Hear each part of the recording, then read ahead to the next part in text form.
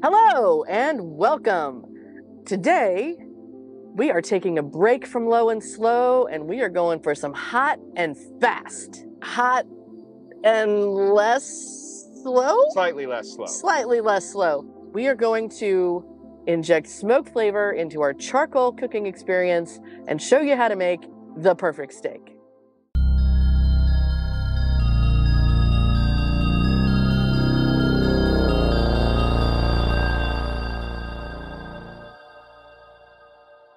I believe it was Dennis Leary that said, "I love to smoke."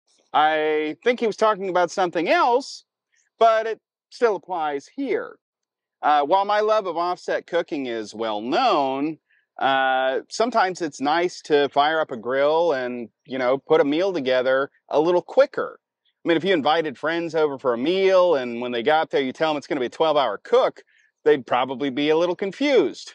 Of course, my first reaction would be, you need to find new friends, but then my friends are all imaginary, so I just wish up some new ones. In all seriousness, you don't have to have time for an all-day barbecue all the time. Low and slow is great, but sometimes you just get home from work and you want a good meal and you don't have time to do an 18-hour cook. Absolutely. So that is what this is for. When you think cookout, you think of the grill. You probably even think of this grill. It's the iconic American grill. The Weber Kettle has been around since, I believe, the 1950s. It hasn't changed much since then because it doesn't have to. Now, when you think cookout foods, right, you think hot dogs, you think burgers. But my first thoughts dwell always upon ninjas. Sorry, steak. I mean, I think about ninjas a lot. Who doesn't? But I mean, how would you even go about cooking them? Ninjas eating steak?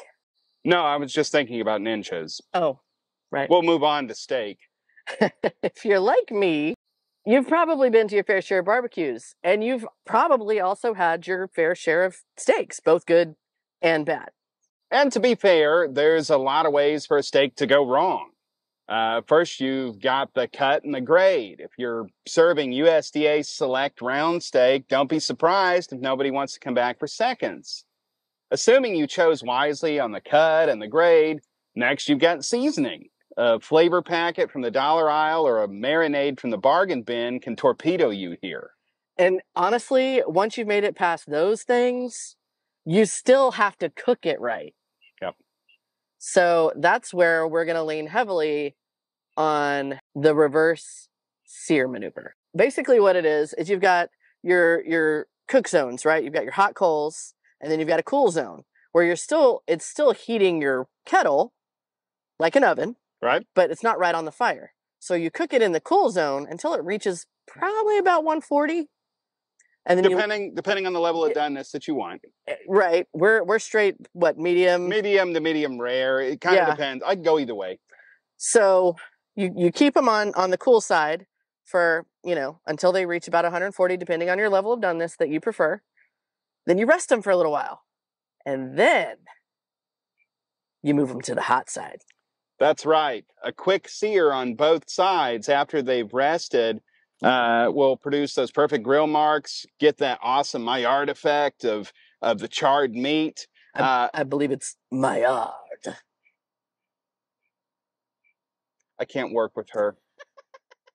So it gives you precisely what you look for in a steak, like at a restaurant or anywhere else. Now, most restaurants are not grilling steaks. They are flat ironing them. Which is an excellent way to cook a steak. It is probably the best way to cook a steak. I would agree.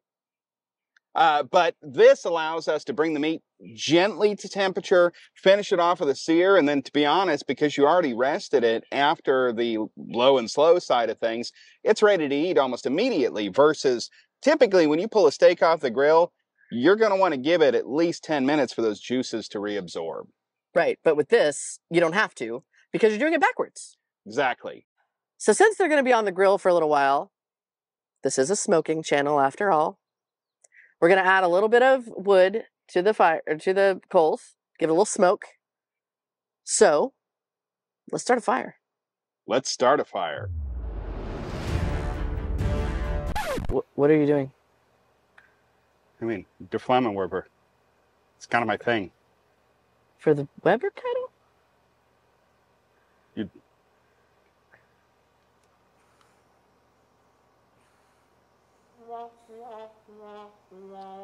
Okay.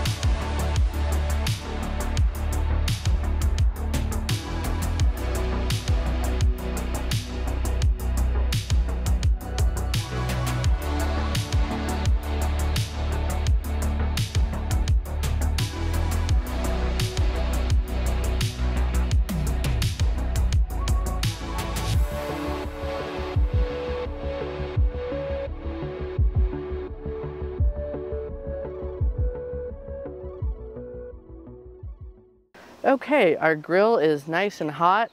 The thermometer here, which is on the cool zone of our grill, is showing about 400, which is a good temperature. That's in freedom units. I can't even with you. Our Weber Kettle, or in this my Weber Kettle, because I'm the one cooking, we've got a cool divided area here. This side is bigger, it is our cool zone. This side is our sear zone. Steaks go on the cool zone because we're doing it backwards.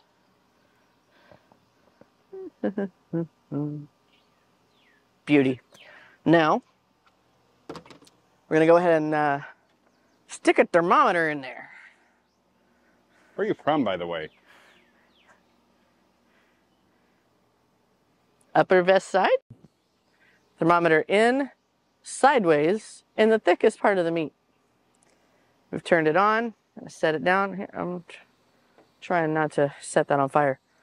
And then lid on, right? So lid on.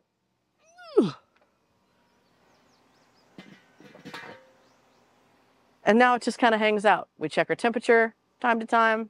Our temperature is going to be right around 140. And then we're going to pull them off and let them rest a minute. Then we're going to put them back on and do the reverse sear.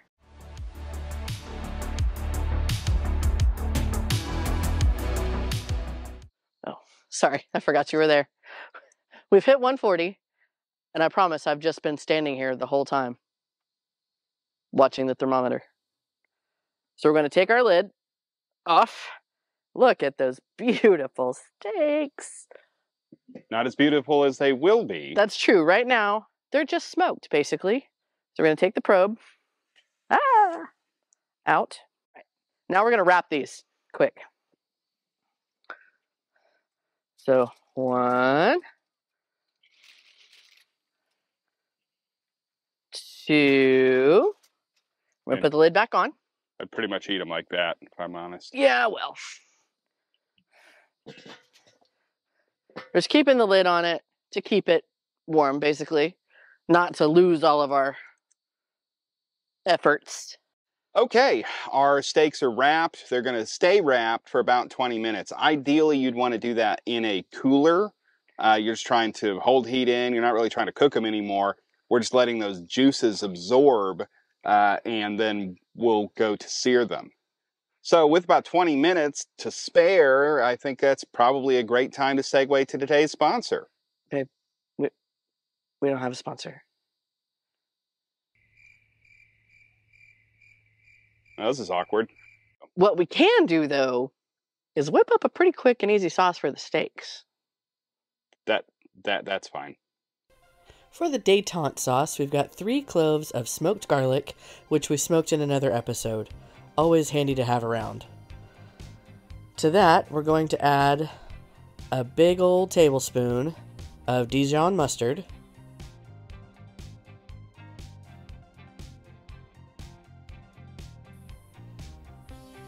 Then we're going to add salt and pepper and a couple of shakes of paprika for to taste.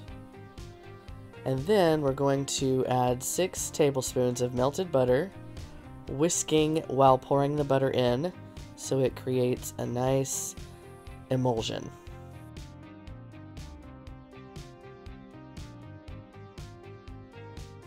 And we're still whisking until we get all the butter in there, and continue whisking until it blends all nice together. And then you have the Cold War Barbecue détente sauce. All right, so it's been about 20 minutes. It's time for some sear magic. Now we're gonna go on the hot side. I wish you could hear the sizzle.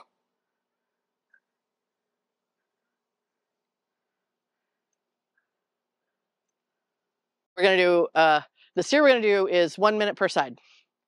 If you want to get super fancy, you can turn them at 30 seconds, 90 degrees. But we're not gonna get super fancy today because it's Friday and I want to eat.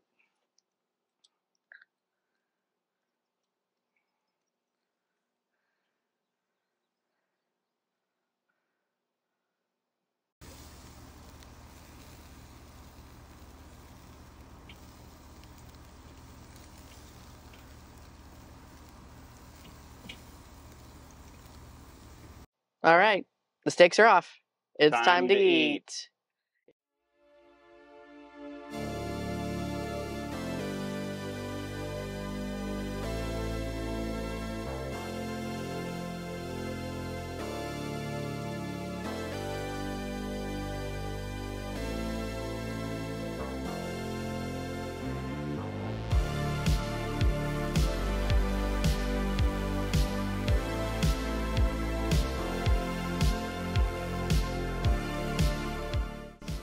If you've enjoyed yourself in this video, please like and subscribe.